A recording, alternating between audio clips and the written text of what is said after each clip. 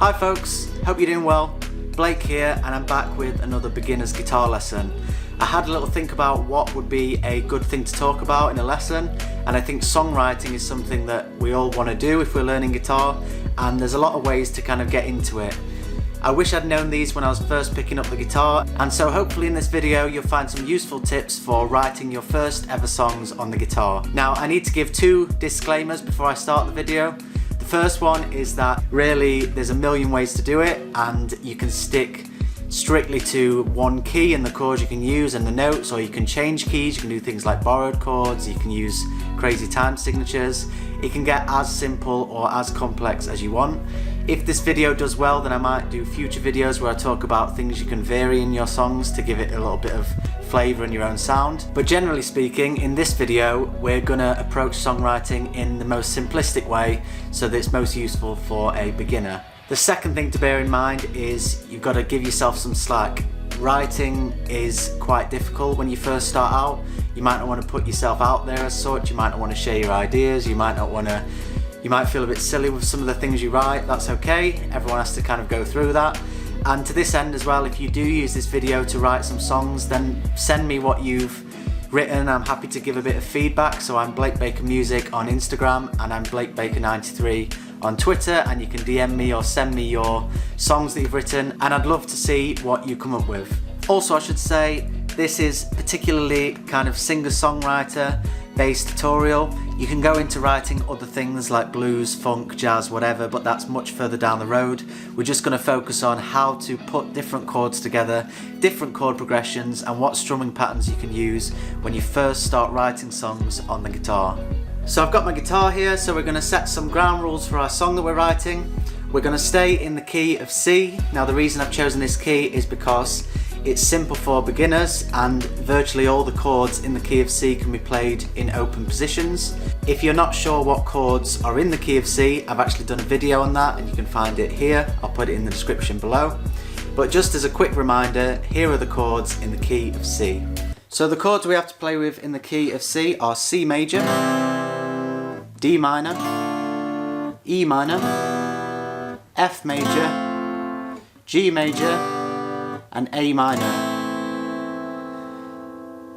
Now there is another chord in the key of C, it's the B minor flat 5, but generally we don't use that, it's quite unresolved sounding, quite dissonant. So we're going to stick to the chords that we've learnt, and we're actually going to number them for this next part. So they go in the way you'd expect, with C is number 1, D minor is number 2, E minor is number 3, F major is number 4, G major is number 5, and A minor is number 6. So with chord progressions, when a song is played using chords from one key, a term that's called diatonic, then there'll often be numbers associated. So someone might say this is a 1-6-4-5 song, for instance, which in the key of C would be C, A minor, F major, and G major. And we're going to go through some of the most popular chord progressions that you can choose for your song. And the first one we're going to start with is that one. So 1, 6, 4, 5.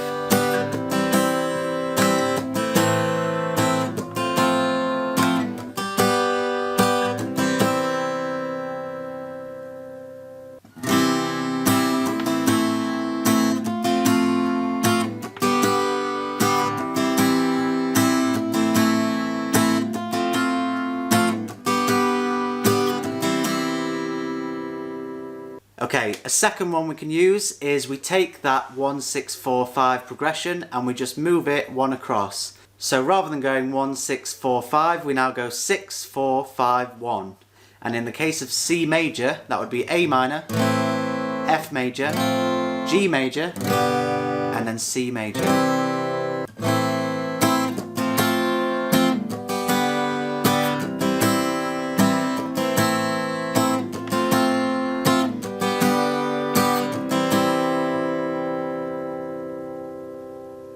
The next possible chord progression we can use is 1, 4, 5, 1. You'll probably start to recognise some of these progressions. They're very common, they're used in lots of different pop songs or songs you would have heard on the radio. So in this case, 1, 4, 5, 1 is C, F, G, C.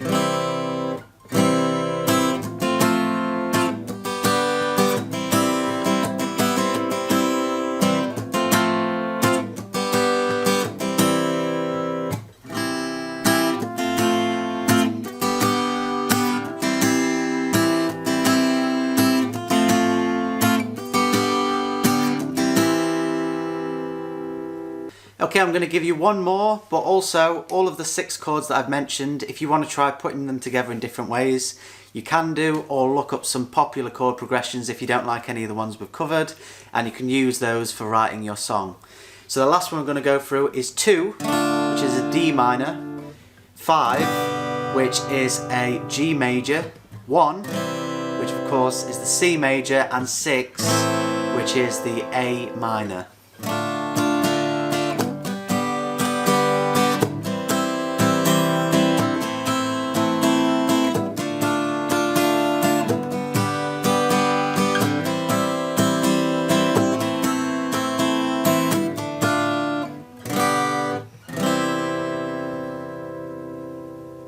So now we know what chords we're working with, and we know what chord progressions we can work with, or a few of them anyway. What we can do is start to take them and combine them to make different parts of the song. So usually, but not always, you'll have a different chord progression for the verse as you have in the chorus. So you can try combining a few different chord progressions and see what you've come up with. If you stick with those 6 chords, there'll be some that you like the sound of more than others. But generally speaking, all of those 6 chords are from the key of C major, so they will all sound good together, regardless of what order they are played in. And now we're going to move on to the rhythm section. In other words, what strumming pattern do we have available to us? So at this point, all the strumming patterns we're going to use are in 8th notes. So in other words, there are 8 of them in every bar. So on a G chord, if I can just show you, a way of playing it would be 1, 2, 3, 4, 5, 6, 7, 8. So that's if we were to play all of the 8th notes, but that's not really that interesting a sound. So what we can do is, if you get rid of any of those 8 notes that we're playing, we'll start hearing more interesting sounds. So the count would usually go 1 and 2 and 3 and 4 and the numbers would be downstrokes and the ands would be upstrokes. So 1 and 2 and 3 and 4 and 1 and 2 and 3 and 4 and.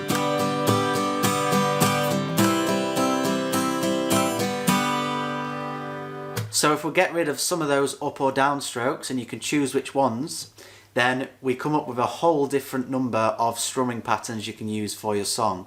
But I'm going to give you a few here that you can practice without having to go through and work them out yourself. Okay, so in this first example, we get rid of the 1st and the 3rd up strokes. So we'd say down, then no up, down, then no up, down, up.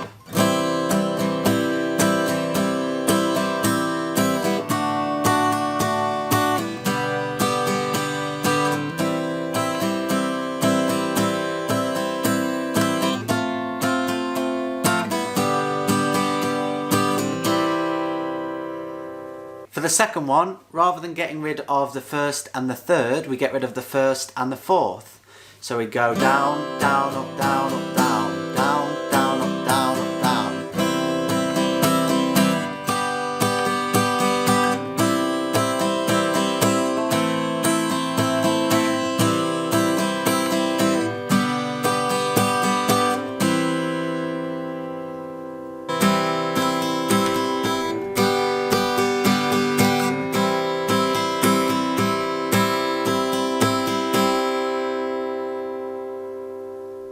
Okay, and it's only a slight change from that to what is probably the most common strumming pattern of all time, and that's down, down, up, down.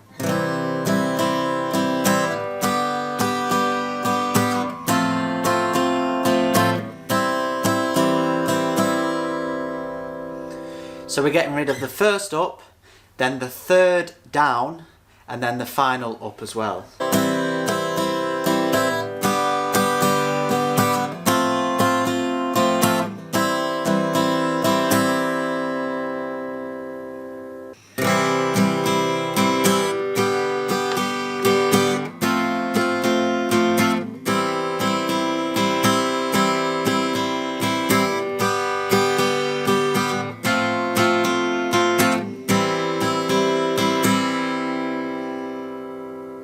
Okay, and the final one I'm going to give you is you play a bass note of the chord, so the lowest note you hear played from the chord. So for the G, that'd be this note on the 3rd fret of the E string. And you do a bass note and then the whole chorus.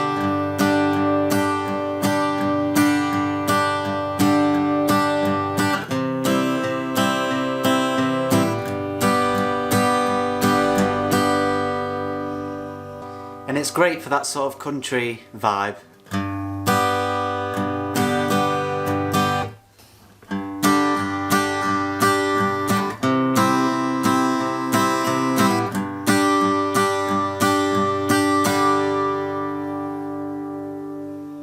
Okay, so of course I know I rattled through a few chord progressions and strumming patterns there, and it's mainly just so that you'd have a few to choose from. You can go back in the video, try some out and choose what you'd like, or make up your own as well from the chords you know and from just getting rid of some of the 8th notes, some of the down and up strokes like I mentioned. What I now wanted to do is kind of write my own quick song so we can talk about the songwriting process in terms of the lyric writing once you have the music, how you go about putting lyrics to it, and kind of some little tricks you can take to make your songs sound really nice, basically. So I used this method and I wrote a quick song, and it's called Confined. So I'm just going to play a verse and a chorus from it. I didn't write the whole thing, I just wanted to show you an example. I want to talk about it a little bit. So firstly, one big rule for lyric writing is have a kind of story that you're trying to develop. You know, the easiest way for me personally to write lyrics is if you have a story, a theme that you want to focus on and then write around, a lot of ideas can come to your mind of what might be happening in that circumstance, and especially so if it's true to you, which is why so many, you know, songs are about love or heartbreak or whatever. It's because people are writing what they're feeling. I wrote a song based on confinement. We're all in a kind of pandemic at the moment, and there's a lot of things I'm missing, including people, including live music. So I wanted to write a song that's kind of semi-true, you know, it's a bit about missing people in the pandemic and wanting better things to come back. And once you have a kind of picture in your mind of what you want to write about, that really helps the kind of words come to you. So in terms of rhyming, in my song I've done a kind of odd couplets rhyming. So if I give you the lines, it's another day inside, another night alone. So they don't rhyme, but then the next one rhymes with alone. So, can't we end this now? Now there's nowhere we can go. And so there's a lot of different ways you can do rhyming. Some songs have no rhyming in at all. Some songs have every rhyme is a couplet. So da da da da da da da. Each one is rhyming all the way through.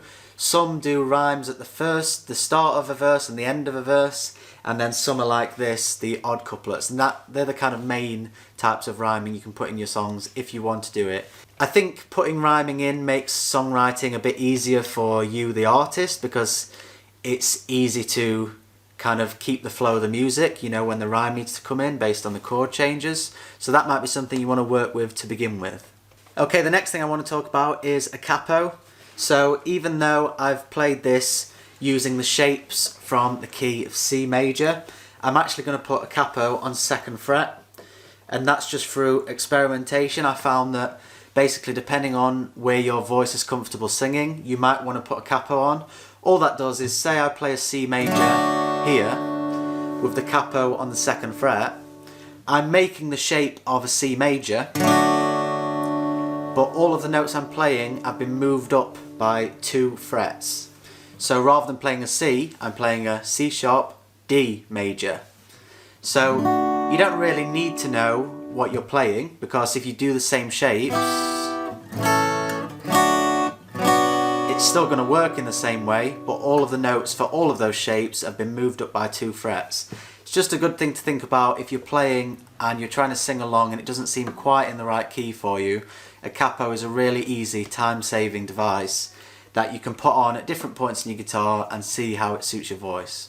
When you get kind of more towards an intermediate and advanced guitarist, you can make those same shapes further up the neck without the capo, but it adds an unnecessary amount of complication at the moment. So certainly if you find that your singing voice is not quite suited to the key that the songs are in, certainly put on a capo and see how that affects your playing.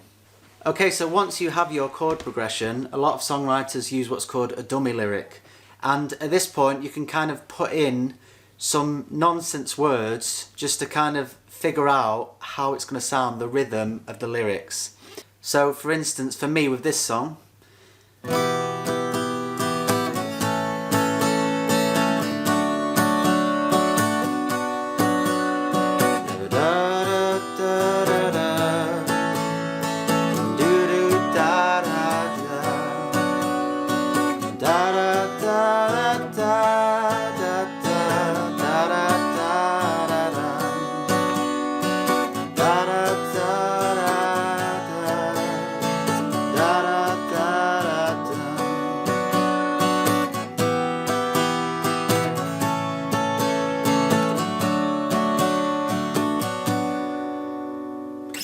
and so on, and then you can start filling in the words, even if to begin with they don't make sense. And after a while, what you'll notice is there'll be some words, when you play them, they feel a bit awkward to sing along to with the guitar. That might just be because, you know, the syllables in them don't quite fit with the chord changes or something. It'll feel not quite right. And what you do is slowly change those words out until you've got a song that you're much more happy with. Now this begs the question, what exactly should you be aiming for with the lyrics? We've already spoken about a kind of story. So this is quite subjective. Some people write lyrics which are really kind of a bit esoteric, you know, you're not really sure what they're talking about. They kind of have a story, but it's not exactly what they're saying. They're kind of making metaphors and so on. And then there's other songwriters who just say it exactly as it is. They say exactly what they're feeling, exactly what, you know, and it depends on what the song is. If it's a love song, that might be a good thing you're saying. You know, you mean everything, this is everything to me, whatever. It depends what kind of song you're trying to write. My balance is I like trying to find somewhere between the two, so trying to find a song that has meaning and, you know, you're writing a story, but also isn't directly saying, I feel this, I feel that. It's kind of hinting about the environment, what you're singing about, what the story is. It's hard for me to say exactly in this kind of descriptive way, but when I play the song example I've written, hopefully you'll get an idea of the kind of thing I'm going for. But, you know, for you, just explore it, just try writing different things, see what comes out, see what you're happy with, and over time you'll kind of come to understand what kind of songwriter you will like to be, I guess. So often, especially in pop songs, people want a hook, so it's the one bit of the song, and it's usually a lyric, but not always, can be a riff or something as well, where you'll put that in your song, and you want people to remember that and have that stuck in their head, basically. It's the little earworm you want to be putting into the song. With lyrics, it's usually quite short and snappy. It's something that, you know, you say it and it sticks in your mind. And to get a hook really ingrained in a song, often it might be the name of the song, and it also might be, you know, repeated over and over. So it might be in every chorus, or it might be in at the start of every verse or whatever. I'm sure there's lots of examples you can think of. I'm thinking of some even just saying it now. So try and put a hook in, I guess, but also as long as it sounds good to you, that's fine. Not all songs have hooks. Some are just kind of long, almost bits of poetry, and that's fine too. Whatever you want to work on is okay. So the last thing to talk about is song structure. So in other words, the order of bits of the song. So what order verses and chorus come in. Do you have a middle eight? Hence why it's called middle eight, because it's 8 bars usually, which are towards the middle of the song. And that's usually acknowledged, so between the verse and chorus there might be a different chord pattern, or there might be a different tempo, or there might be a different strumming pattern, or so on. Different musical bits are introduced to say this is a different part of the song. Usually speaking, a good thing to stick by when you're first starting out is alternating verses and choruses. So a verse and then a chorus, and then a verse, then a chorus. Put a middle eight in if you want to. It adds a little bit of complexity maybe, but that's okay if you want to do it. And then you usually end on a chorus, because it's kind of like the sing-along point, has the hook in, people are involved, they're singing along with you if it's a good song and people are enjoying it. And so you put the chorus at the end, and often the last chorus is a bit bigger, you know, it's a bit louder. It might have kind of more instruments involved if it's recorded, that sort of thing. So that's generally what we're looking at, but in truth, again, you can do whatever feels right. There's some songs that are all verses. There's some songs that are super long, 6-7 minutes, you know. There's some songs that have loads of choruses, one after the other. There's some songs that change keys several times. really there's a lot of things you can go into, and you've just got to try things out and see what you think of them. So that comes to the end of me giving tips of starting out songwriting. I've given you 4 or 5 different strumming patterns, and in the key of C, I've given you probably 4 or 5 different chord progressions as well. I should say you can use those in any key you want, so if you want to move from the key of C to the key of G and use those same chord progressions, they'll still work. Of course, you'll be using different chords, but the 1, 6, 4, 5 or similar will still work for that key. Don't worry if you don't know what those chords are at the moment. I'll do some more videos on it in the future. And the last thing for me to do is just show you an example of a song I've written using this practice.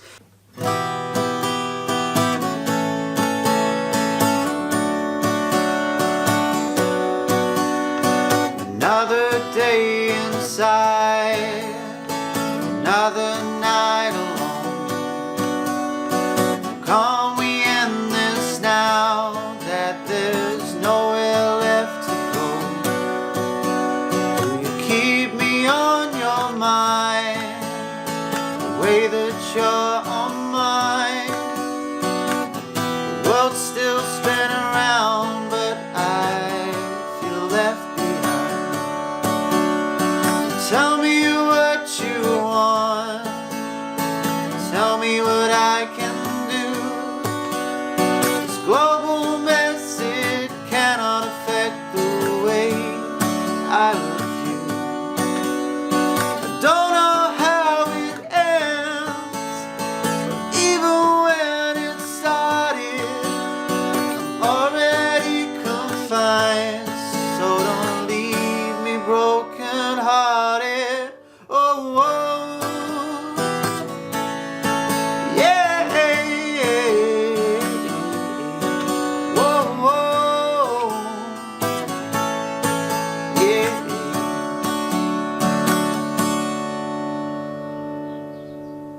So thank you for watching. That was my guide to beginning songwriting, how to write your first songs on guitar. I hope you found it useful, and with the chord progressions and the strumming patterns you'll have a lot to work with. Let me know how you get on, and I'd love to see any songs that you come up with. You can send them to me on Instagram or Twitter or Facebook, any of that sort of stuff. All the links are down below. Thanks a lot. If you like the video, please like it, please share it. Feel free to comment and let me know what you'd like me to work on next, whether it's more songwriting stuff, more guitar technical stuff, or whatever. And if you like the content, then please click the little subscribe and notification bells. That way you'll get a notification every time I release a new video. Thanks very much, take care of yourself, and I'll see you next time.